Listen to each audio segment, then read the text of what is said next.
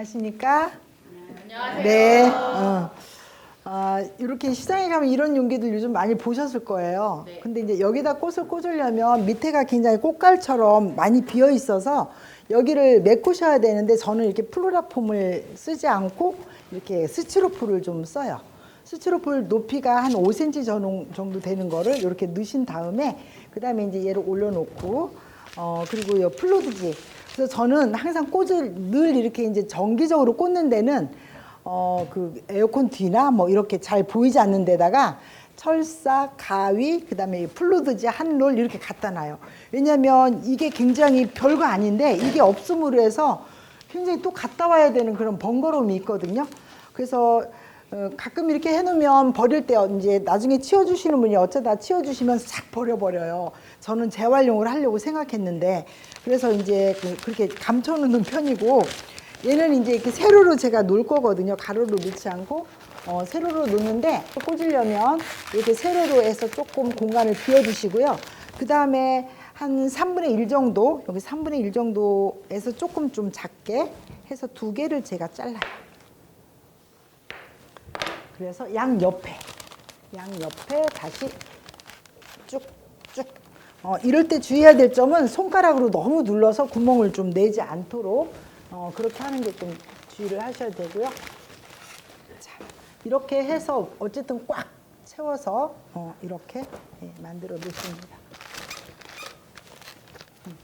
뭐 상품 같은 거 할 때는 뭐 이런 것들 플로드지를 자르지만 저는 별로 자르는 편은 아니에요. 그래도 뭐 큰 별 이상은 없기 때문에 그냥 쓰고 있고요. 그리고 요거는 이제 곱슬버들인데 곱슬버들이 딱딱해 할 때는 이게 동그랗게 잘 안 되거든요. 부드럽게 될 때. 근데 요즘 같은데 새수는요 별로 안 예뻐요. 그래서 가을에 월동 들어가기 전에는 얘가 말도 잘 듣고 말랐을 경우에 이런 색깔을 가지고 있거든요. 지금 만들어 놓으면 까맣게 돼버려요. 그래서 추수, 곡식도 추수를 잘 해야만 정말 탱글탱글한 그런 곡식을 얻을 수 있듯이 이 소재들도 어느 때 만들어야지 이걸 1년 동안 쓸 수 있는지 그걸 잘 알아야 되는데 월동 들어갔을 때 겨울에 만드셔도 좋고요. 그 다음에 새순이 나올 때는 굉장히 수명도 짧기 때문에 조금 주의를 하시면 좋겠습니다. 그래서 저는 이런 거를 좀 많이 만들어서 구석에 저희 학원이 좀 넓기는 하지만 구석구석 굉장히 많이 쌓여 있어요. 왜냐면 필요할 때 꺼내서 써야 되니까. 그래서 이렇게 해서 여기다 얹을 거예요. 이것만 얹어도 그죠? 갑시다 우리. 자 이렇게 해주시고 이렇게 이제 기린초라고 하는 게 있는데 얘네들은 이제 그 농가에서 이렇게 잎을 다 따버리고 줄기에 위에 있는 꽃만 나오는데 단점은 얘는 수명은 그렇게 길진 않아요. 기린초 종류들은 그래서 한 3단 정도 이렇게 만들었습니다. 그래서 구태여 얘는 자르지 않아도 제가 이렇게 잘라오기 때문에 하나씩 하실 필요 없어요. 내가 어느 정도 스케일을 정한 다음에 한 번에 이렇게 잘라주시면 되거든요. 그런 다음에 여기를 사선으로 다 이렇게 잘라놔요. 빨리 꽂는 방법 중에 하나예요. 이렇게. 이게 막 엄청 멀리 가네요. 제가 힘이 엄청 센가 봅니다. 자, 이렇게. 가끔은요, 제가 꼭 퍼포먼스 하는 사람 같아요.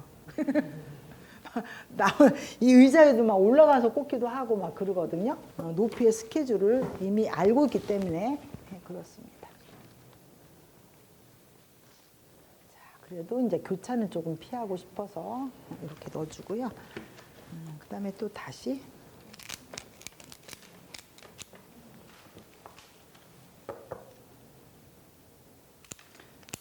그래서 꽃을 잘 꽂고 싶으면 많이 보시고요. 요즘은 시장에 가시면 성전 꽃꽂이도 많이 해놨어요.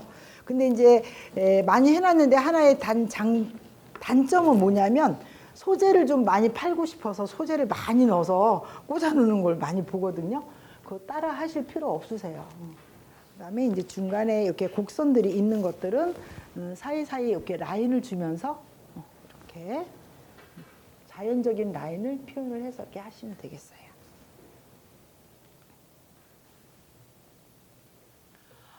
그 꽃 디자인 중에서 피닉스 디자인이라는 거 있거든요. 근데 그게 간결하면서도 굉장히 다양하게 응용할 수 있는 디자인 중에 하나예요. 그래서 이렇게 길쭉길쭉하게 했을 경우에 밑에 꽃들을 굉장히 짤막짤막하게 꽂는 것들을 비더마이어라고 하거든요.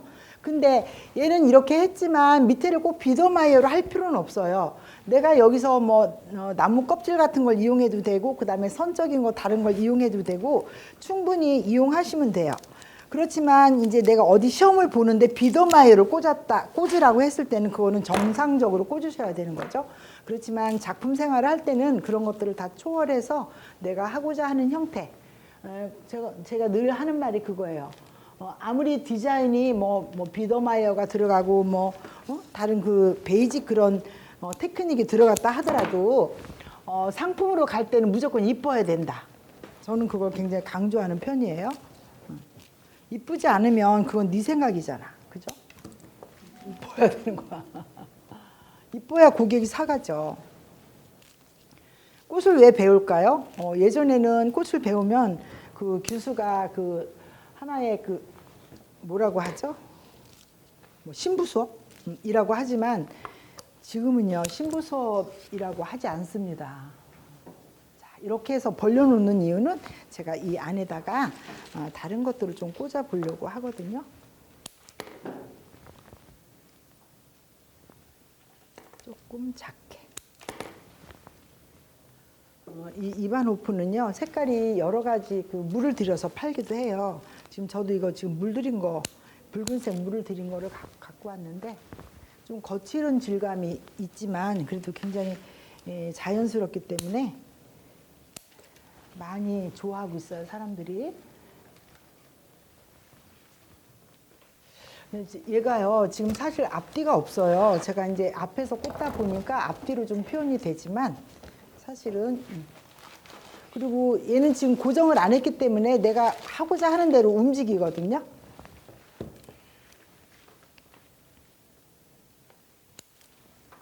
고정을 하시고 싶으면 여기다 살짝 이렇게 이 줄기를 넣어서 이렇게 고정을 하시고 그 다음에 이제 철사로 여기를 살짝 묶어주시면 돼요. 균형을 좀 잡고 싶으면 이렇게 꽃과 줄기와 나무를 살짝 이렇게 묶어주시면 얘가 움직이질 않고 그대로 형태를 이렇게 그죠? 이렇게 가질 수가 있어요. 자, 그리고 나서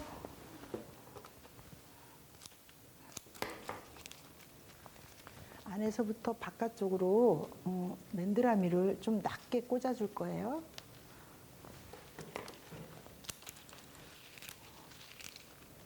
그래서 위에 있는 것과 아래에 있는 것이 좀 구분이 되면서 멀리서 봤을 경우에 이 주황색의 꽃의 표현이 조금 강하게 좀 표현될 수 있도록 그렇게 의도적으로 꽂고 있습니다.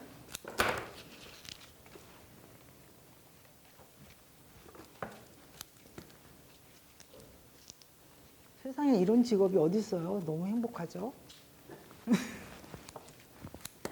제가 새벽에 꽃시장 간다 그러면 저를 되게 측은하게도 생각하시는 분들이 있어요.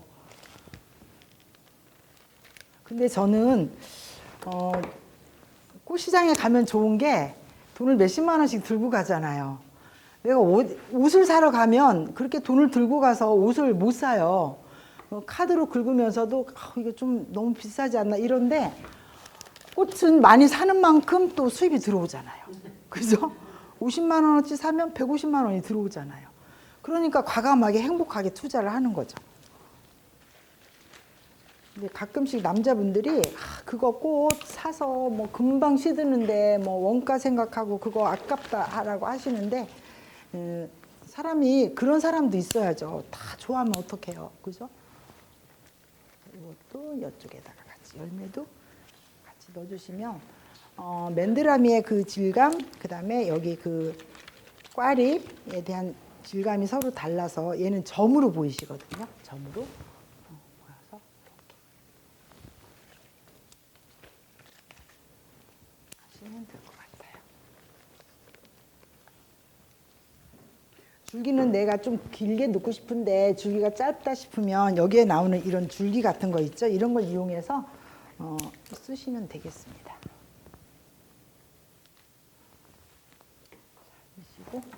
나머지 이것만 넣고 잎소재, 여기 국화 조금만 넣으시면 될 것 같아요.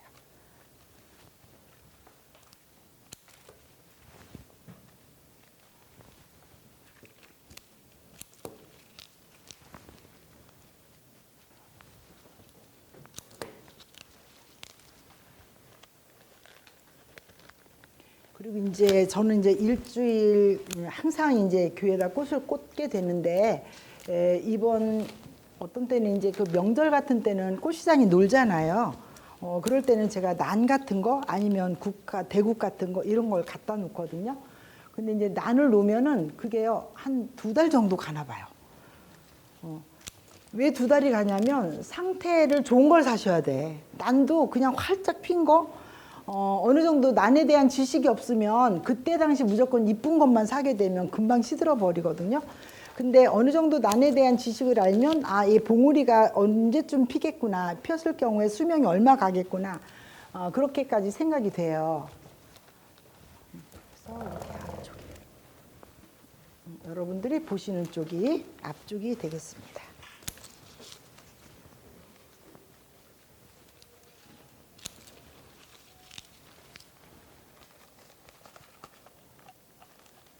그래서 좀 앞뒤 쪽이 좀 이렇게 평준화돼 보이도록 하고요.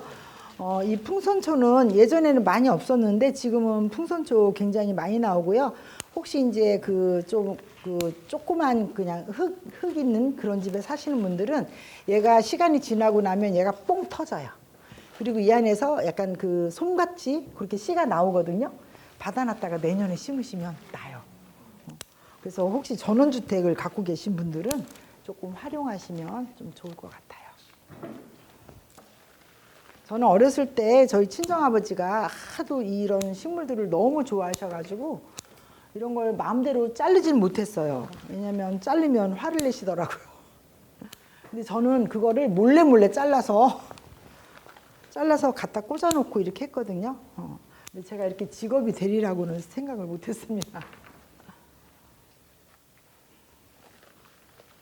이 풍선초도요 이렇게 진이 나와요. 이 진이 나오는 것들은 항상 자기를 보호하고 싶은 그런 보호 본능 때문에 그렇거든요. 식물도 동물도 각기 자기를 보호하기 위해서 나름대로 하는 행동들이 있잖아요.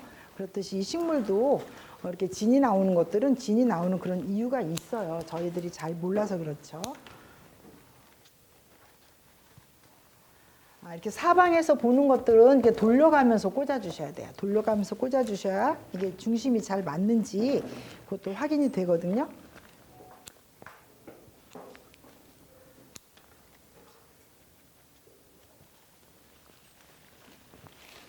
다 했습니다.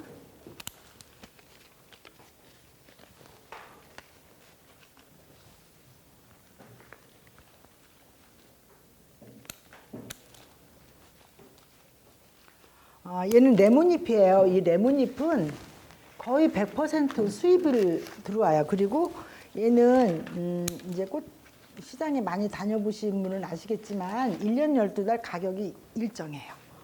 변화가 없어요. 자, 이렇게 돌려주시고요. 또 넣어주시고요.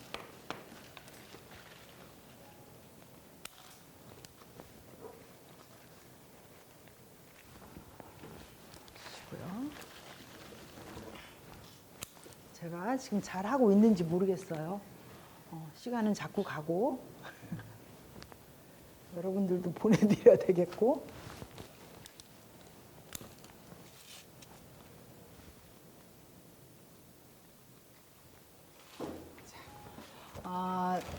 대칭적인 형태가 아니라 약간은 좀 비대칭적으로 한쪽 방향이 조금 나오고 한쪽 방향은 좀 모여 있는 이런 형태로 이렇게 꽂아봤습니다.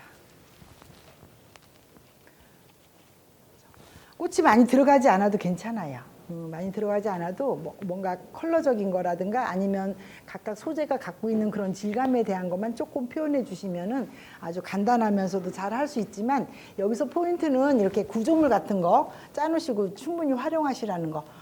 저희는 한쪽에만 꽂아놓기 때문에 항상 하나만 해요. 근데 양쪽에 하시는 분들은 혼자 하시기 힘드니까 같이 이제 도우시는 그런 협조자를 한 분 하셔서 내가 가르쳐 주면서 이렇게 만들어 놓으시면 편리할 때마다 사용을 하실 수가 있겠습니다. 감사합니다. 네.